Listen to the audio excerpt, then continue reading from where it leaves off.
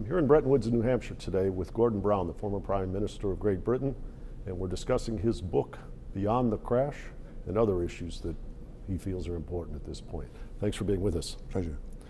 You spoke today at lunch, and you discussed the genesis of the G20 process, and you were a central architect.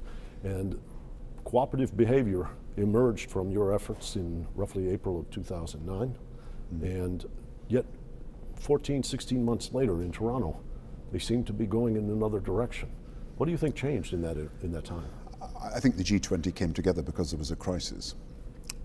And we did, as a result of collective actions by individual governments, prevent a recession becoming a depression. Now we've got two big problems. One is to reconstruct the global financial system, and the second is to get growth of a sustainable nature around the world in a stable way. And it's obviously true that when the immediate pressure of a crisis goes, there's less demand for international institutions to be effective. But I think the political will come in the French G20 summit, which is going to be held in France in November. And I see that as being quite an important summit in defining the next stage of the G20's work. So I think there will be a new impetus, a new momentum when we come to November. You spoke of international financial regulation. In the United States, we passed the Dodd-Frank bill, and yet many people are saying that the power of the vested interests, the financial institutions, is very strong. How can we accomplish an international, as they say, level playing field with appropriate levels of capital and so forth, given the strength of these institutions in our political but one economy? of the reasons that a vested interest can have strength is that they can play one country off against another. And what we've got at the moment is really a sterile debate, because you've got one country announcing its plans, another country announcing different plans, and another country announcing different plans. What it would be better to happen is if we could get some international agreement on some of the big issues and then move it forward together. So I would have thought if some of the proposals in Dodd-Frank could be adopted by some of the other countries, we could make more progress, and therefore people would see there was a united front of the international community. I think the lesson before the financial crisis was that without global financial supervision, we had no early warning system, we didn't have proper transparency, there was no cross-border supervision of institutions in any effective way. We didn't have enough cooperation between the supervisors. Now, we don't want to unlearn the lessons we learned in the crisis, so my plea is really for international cooperation on financial supervision to see whether we can find as much common ground as possible, that each country will adopt something similar rather than go in opposite directions and then find that they're picked off one by one when people realize that you can really trade as to whether you're in one country or not. The other dimension you mentioned is a growth policy. And at lunch today you talked a great deal about youth unemployment, the notion of hope for young people, and coming out of the blocks and learning skills and being involved in society. How are we going to address that very difficult problem, whether it's in the Middle East or Africa or in the developed countries, which are going through kind of a compression right now? I think people are now beginning to realize we've got 20% youth unemployment in America and in Europe. In Spain it's 40%. So in countries, even in the most industrialized part of the world, there is a very high level of youth disenchantment, because there is aspiration that is not met by opportunity.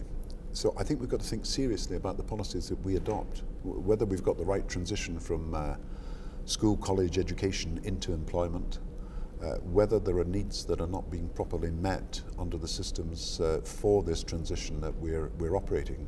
And then in the emerging countries, in Egypt, 35% youth unemployment, Tunisia, 40%, high in Saudi Arabia, even high in Algeria.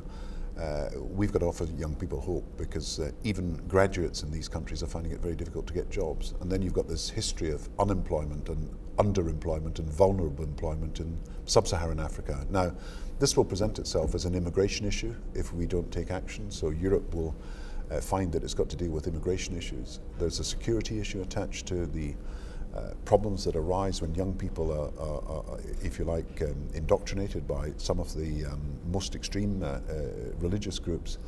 And then you've got the simple economic waste of this, and we can't have a generation where the expectations are that they will do worse than their parents, and even though they're better qualified, their opportunities are going to be less. So I think we've got to look at common approaches to this, and one is the transition from school and college into work. A second one is there's a huge shortage of teachers around the world. We should be encouraging more people to be teachers, and if necessary, encouraging people to teach in other countries where they can get the chances to do so. There's a huge shortage of health workers around the world, and these are people who can be trained to do these jobs. So I think we've got to think imaginatively about how we deal with these problems.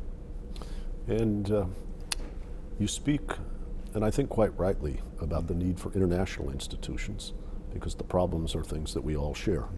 National governments can't handle the entire agenda or a constellation of them acting independently.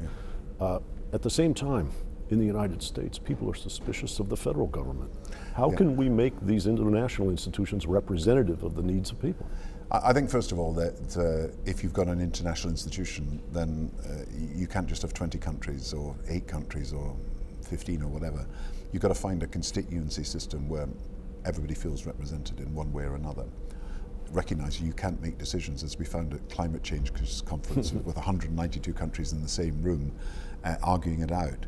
I think secondly, we've got to show people that international cooperation works. Maybe people have forgotten that you couldn't have come through that last recession without international cooperation. You can't really have financial stability in one country now if there is instabilities in neighbouring countries. You've got to have some way that financial coordination works to ensure that instabilities are lessened. We know that the environment requires coordinated action, and we know that in security issues we've got to coordinate together. So we've got to look at the international institutions that were built for 1945 and now see how we can renew them for 2011 and 2015 and 2020. And I would suggest we look again at how the IMF structured and the World Bank structured, and I think obviously we've got to look at the G20 to see whether we can make it more effectively representative of the world. Well, thank you for being with us here today. Thank you for exploring the issues both here at our conference and through your book. I myself read your book last summer and thought the way in which you shared with us how you assimilated this kind of a financial tsunami that flowed across the world and exercised your leadership, inspired our president, then President Bush, to engage more vigorously. I think you've done a marvelous job, and the book conveys it's almost a sense of suspense. It's an extraordinary read. Thank you very much. Thank you. Very good to talk to you. Thank you.